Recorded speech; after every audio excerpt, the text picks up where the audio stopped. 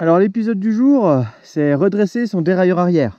Alors là, j'ai eu un petit choc latéral et en fait ma chape, je sais pas si vous voyez, a légèrement vrillé là. Et bien forcément, sur les petites vitesses, c'est pas trop gênant, mais quand j'arrive dans les grands pignons, ça gratouille, ça craque, c'est pas terrible. Et là, ben, la solution, ça va être de réparer, de redresser. Donc on va démonter l'ensemble. Et direction l'atelier pour jouer de l'étau, jouer le maréchal ferrant pour pouvoir réaligner cette chape. Et au pire, on se mettra en chasse de trouver cette chape, puisque c'est une pièce qu'on peut trouver en théorie en pièce de remplacement pour la remplacer. Et l'idéal, c'est d'avoir un dérailleur nickel à côté pour pouvoir l'utiliser un petit peu comme gabarit, comme référence. Donc allez, direction l'atelier, on va vous montrer comment procéder.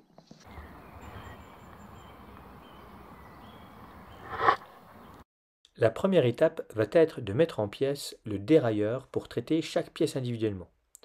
Ce sera plus simple de juger de l'alignement de chacune d'elles. La référence étant l'axe de la roue arrière, il va falloir s'assurer que la patte de dérailleur soit parfaitement alignée. Pour déterminer l'ampleur des dégâts, utilisez un référent parfaitement droit.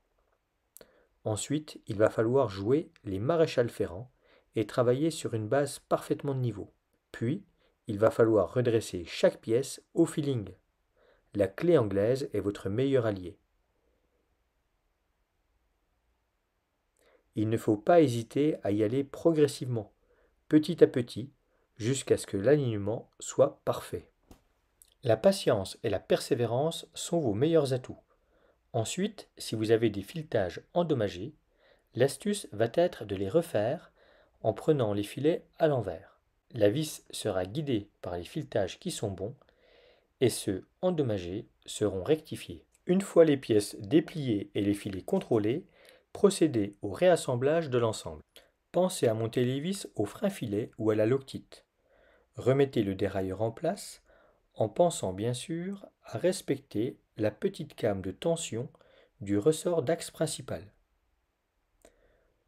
Remontez la chaîne en respectant son sens de montage, généralement les inscriptions côté extérieur. Pensez à régler le point G à l'aide du gabarit SRAM ou avec le marquage au dos des dérailleurs Shimano si vous roulez en 11 ou 12 vitesses. Il ne restera plus qu'à tester les vitesses.